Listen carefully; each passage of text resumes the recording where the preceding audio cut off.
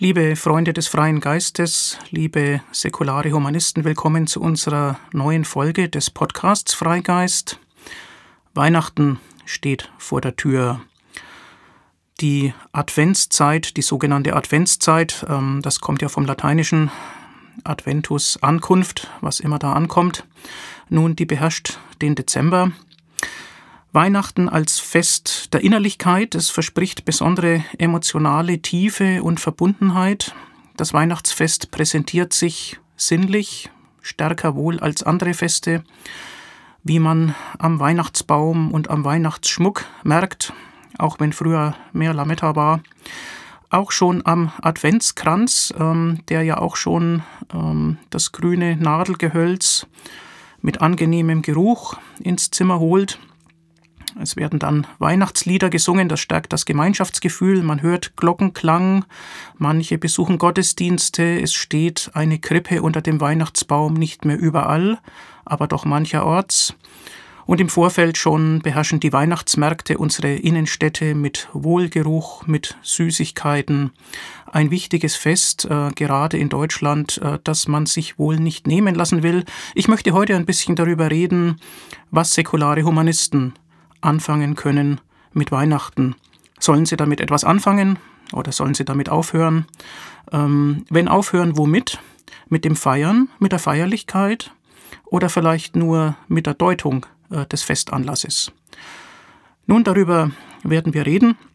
Ich weise eingangs darauf hin, dass es ja schon seit Jahrzehnten natürlich auch eine Art von persiflierender Verarbeitung des Weihnachtsrummels gibt, geboren aus gesunder Skepsis. Das ganze Fest wird ja schon lange nicht mehr Bier ernst genommen. Bier ist ohnehin das falsche Getränk für diese Jahreszeit. Es geht ja eher um Glühwein.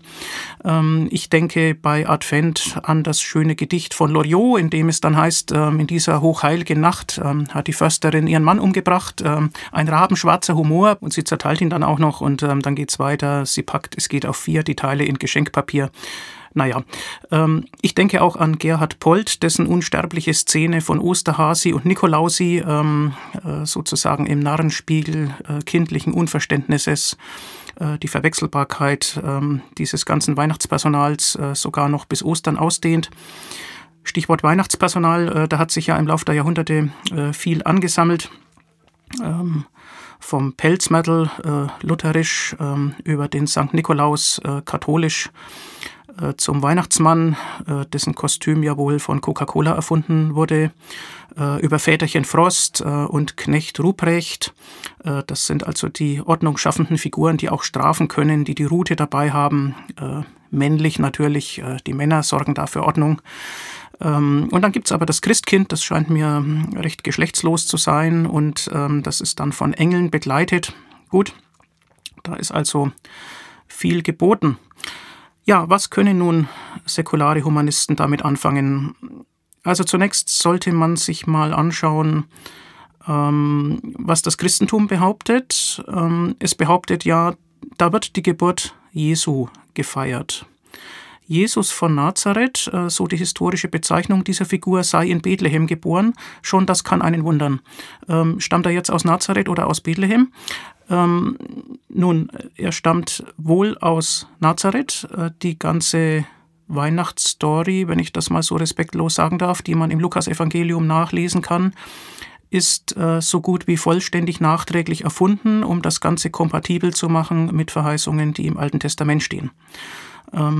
Diese schwierige Reise nach Bethlehem hat, so ist der Stand der historischen Wissenschaft, nicht stattgefunden.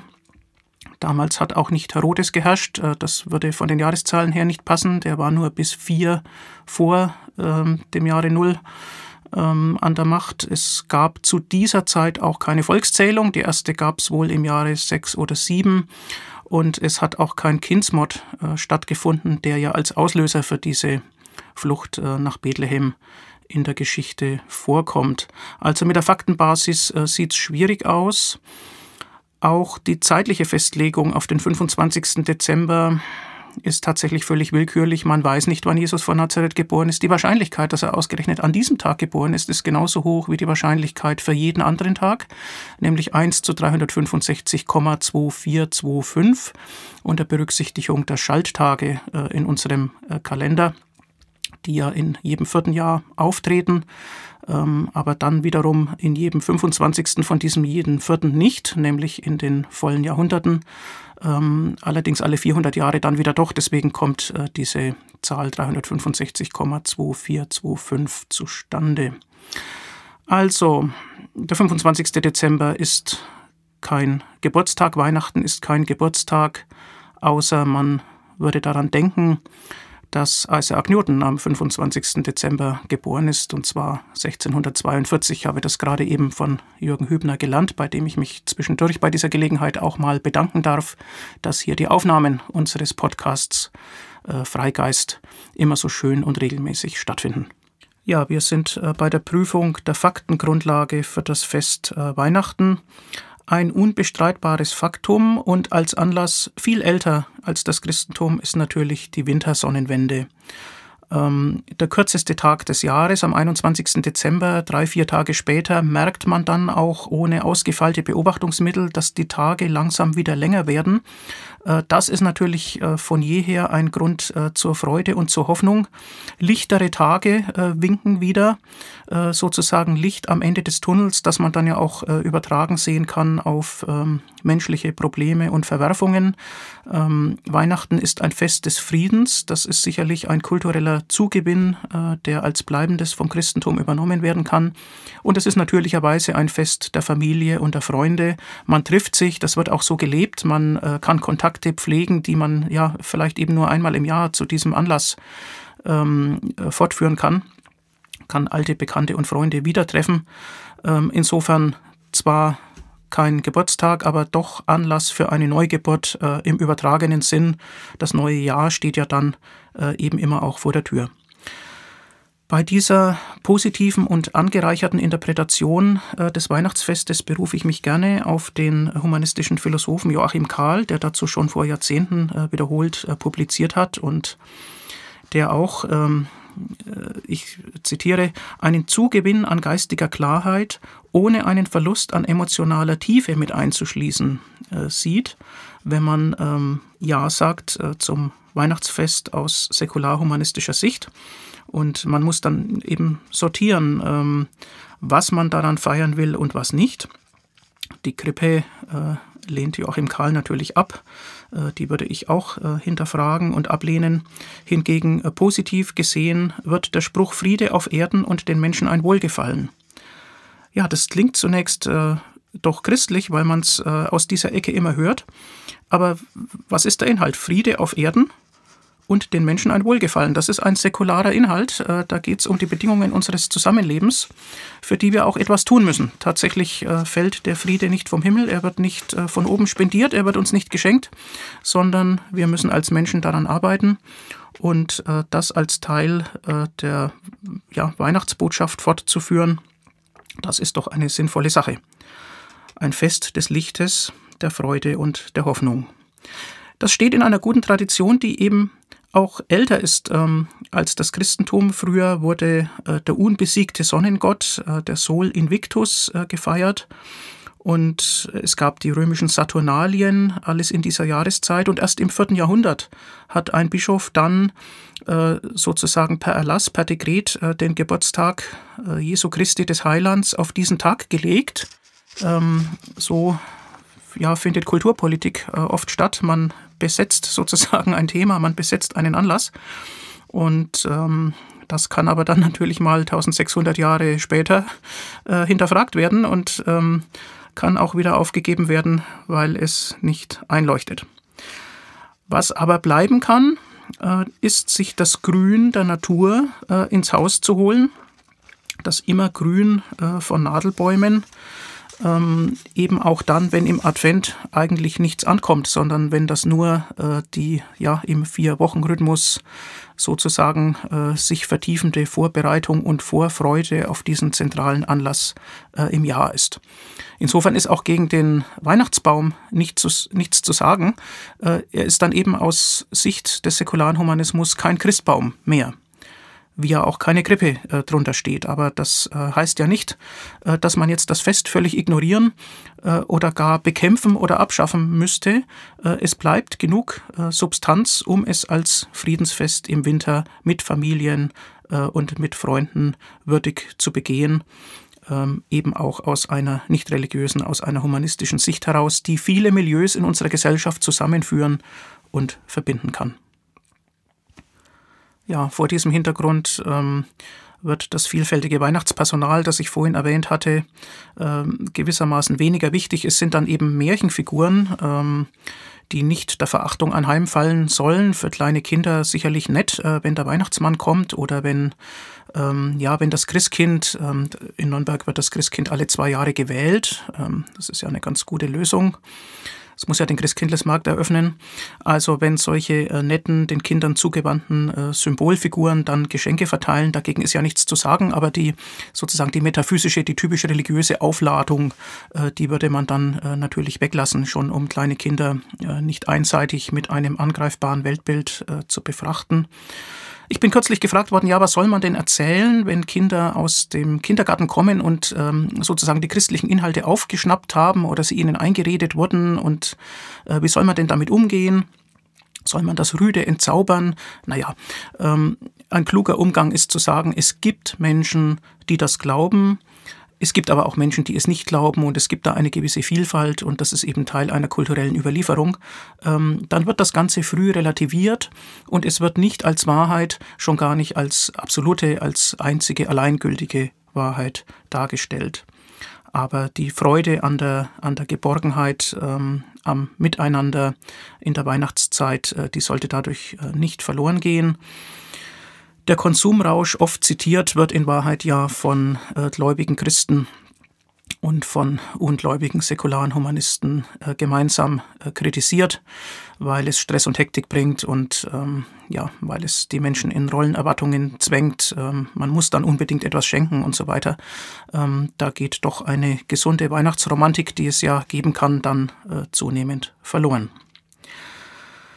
Ja, so viel zu Weihnachten. Man könnte vielleicht noch fragen, welche Lieder soll man eigentlich singen? Der Text der Weihnachtslieder ist ja auch ein Problem. Wenn man sich nicht auf diese übliche christliche Weihnachtsstory beziehen will, die kommt ja dann überall vor. O Tannenbaum ist unverfänglich, da geht es tatsächlich um den grünen Weihnachtsbaum und ansonsten muss man eben sehen, es wäre vielleicht geboten, die schönen Melodien vielerorts beizubehalten und an der einen oder anderen Stelle mal andere Texte auszuprobieren. Wer sich dazu berufen fühlt, ich denke, dafür könnte es Nachfrage geben. Andererseits gibt es natürlich immer auch den Effekt, dass man das Gewohnte hören will, einfach nur, weil es gewohnt ist. Aber das ist natürlich dann ein eher kindliches Herangehen, ja, so wie ja kleine Kinder auch den Text eines Märchens, das sie vorgelesen bekommen, unverändert wiederhören wollen und nicht jedes Mal die Geschichte anders hören wollen. So ist es bei manchen Erwachsenen ja auch. Gleichwohl kann die kulturelle Substanz, die auch im Lied gut zum Ausdruck kommt, nicht unverändert bleiben. Wenn die Deutung sich ändert, dann müssen auch die kulturellen Ausdrucksformen fortentwickelt werden. Also wir können zusammenfassend schon mal festhalten, Weihnachten ist und bleibt nicht für alle Zeit ein christliches Fest. Das wird aufgebrochen. Das Christentum hat Weihnachten nicht länger gepachtet. Und das kann einen ja zu allgemeineren Fragen bringen. Wie ist denn überhaupt die religiöse Grundierung von Feiertagen zu interpretieren? Wenn wir jetzt mal von Weihnachten als konkreten Beispiel weggehen. Man hört das ja öfters, dass Menschen, die nicht mehr glauben, gleichsam schmarotzerhaft dann doch gerne die freien Tage eines Feiertagsanlasses mitnehmen, oft dann so mit dem vorwurfsvollen Unterton vorgebracht, dass sie das irgendwie zu Unrecht tun, weil sie ja den Inhalt nicht mehr glauben. Dazu muss man sagen, dass es Feiertage gibt. Also dass es überhaupt Feiertage gibt.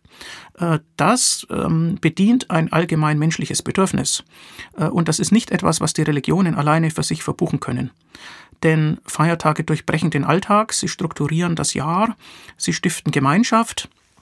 Es entsteht eine andere Atmosphäre, wie man ja schon am Sonntag merkt, dort wo es keine vollständige Ladenöffnung gibt, wo dann eben mehr Ruhe herrscht, wo eine andere Atmosphäre herrscht. Ja, alle Tage ist kein Sonntag, heißt es ja, und das ist etwas, was doch als bereichernd erlebt werden kann.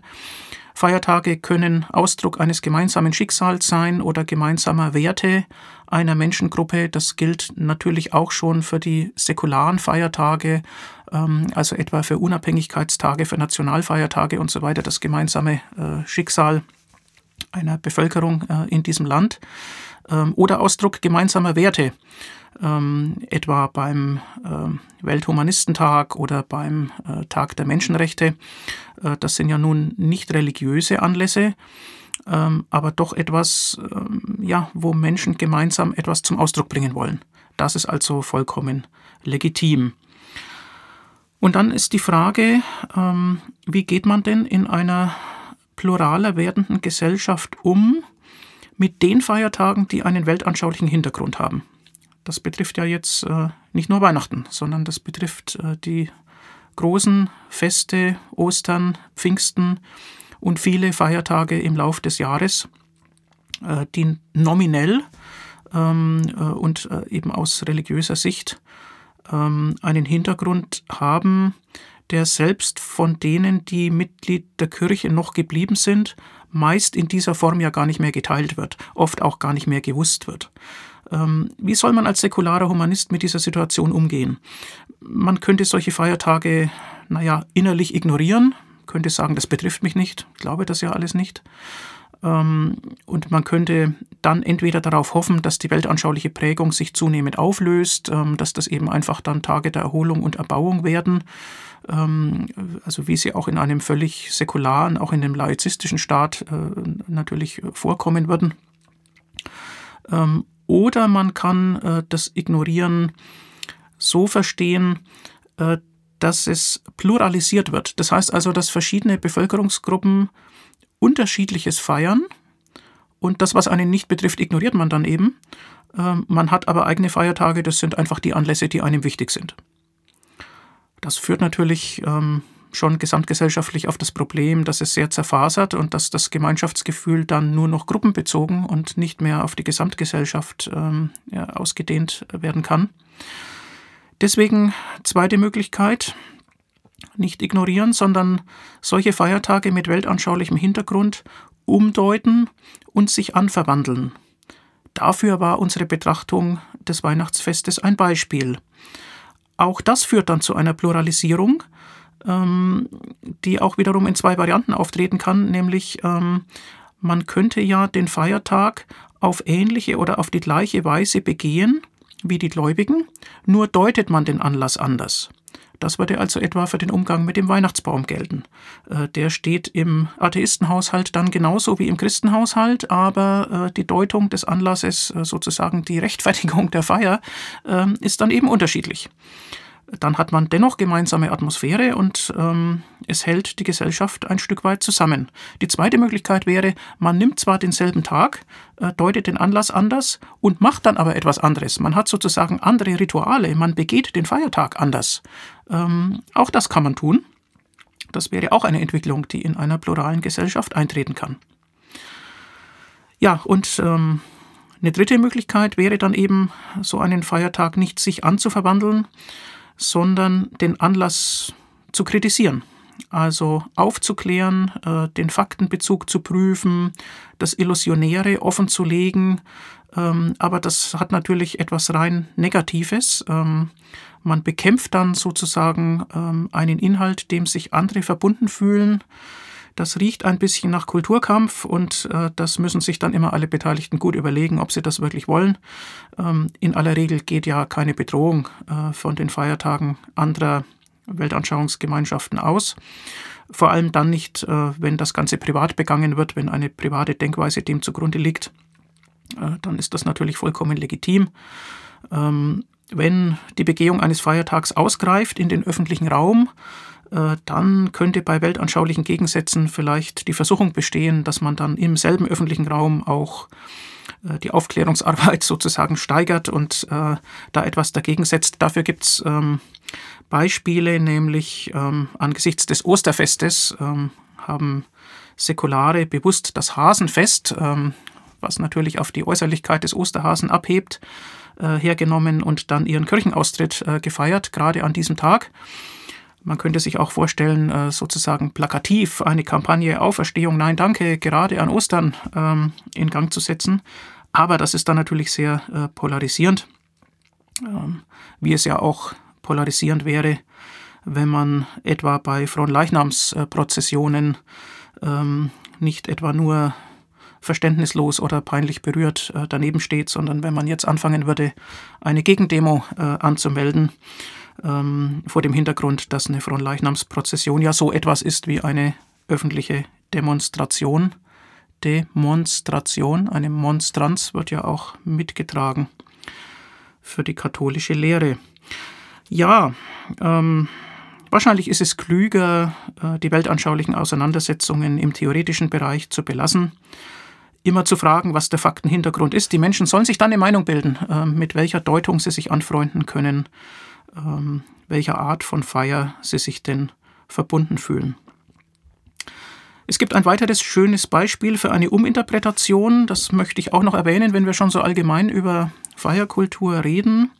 2009 im Darwin-Jahr wurde eine Kampagne gestartet, Evolutionstag statt Christi Himmelfahrt, von der Giordano Bruno Stiftung ausgerufen. Nachvollziehbar insofern, als Christi Himmelfahrt auch so eine typisch religiöse Deutung ist, die eigentlich immer weniger verstanden wird. Und das Beispiel ist insofern schön, als man den Anlass lassen kann. Ohnehin machen da ja viele Menschen Ausflüge ins Grüne. Und da scheint die Verschiebung der Deutung naheliegend, denn das Grüne, die Natur, unsere Einbettung in die Natur ist ja gerade Ergebnis einer millionenlangen Evolution. Und dann zu sagen, man möchte die Deutung als Evolutionstag sozusagen als Alternative eröffnen, das ist ein schönes Beispiel. Gut, das ist jetzt halt die Frage, wie viele Menschen sich dem verbunden fühlen oder ob man das als drängendes Problem erkennt. Es muss auf lange Sicht gar nicht die Gemeinschaft derer, die da feiern, völlig verloren gehen. Denn ich denke, man kann Vertrauen haben, dass auf die Dauer auch liberale Theologen dann eine Umdeutung vornehmen könnten, die wiederum das Gemeinsame betont und auffindet, etwa der Gestalt, dass ja die Himmelfahrt Christi ohnehin nur die Offenheit der Zukunft, sozusagen einen offenen Horizont bedeutet, das, was in der Metapher Himmel eben zum Ausdruck kommt. Und die Offenheit der Zukunft, der offene Horizont, ist ja auch genau das, was wir in der Evolution vorfinden. Also das könnte ich mir vorstellen, dass Theologen, die ja sehr flexibel sind in ihren Deutungsmöglichkeiten, flexibel ist ja ein lateinisches Wort für biegsam, dass man dann also die Botschaft dahin bringt, auf das Möglichkeitsförmige der Zukunft zu verweisen, das auf der Faktenbasis des Gegenwärtigen sich entfaltet, und dann hat man vielleicht sogar eine Gemeinsamkeit von Himmelfahrt und Evolution. Naja, also gut, das müssen die Theologen wissen, was sie wie interpretieren. Eine strikte, eine wortglauberisch sozusagen fundamentalistische Deutung der alten Texte wird jedenfalls immer weniger Anklang finden, und immer mehr Menschen werden sich ihre eigenen Gedanken machen wollen zu Feiertagen und zu dem Anlass von Feiertagen, sofern man das denn überhaupt hinterfragen will und nicht die Feiertage nur als Freizeit gerne mitnimmt. Aber das ist ja schon ein Anspruch eines säkularen Humanismus, dass man sich Gedanken macht und dass man sich für die Kultur, für das Gemeinsame unserer Kultur durchaus mitverantwortlich fühlt. Deswegen meine heutige Betrachtung zu Feiertagen anlässlich des bevorstehenden Weihnachtsfestes. Ich wünsche zum Schluss zum Feste das Beste, fröhliche, säkulare Weihnachten. Ich bedanke mich für die Aufmerksamkeit. Wir hören uns wieder im Jahre 2019.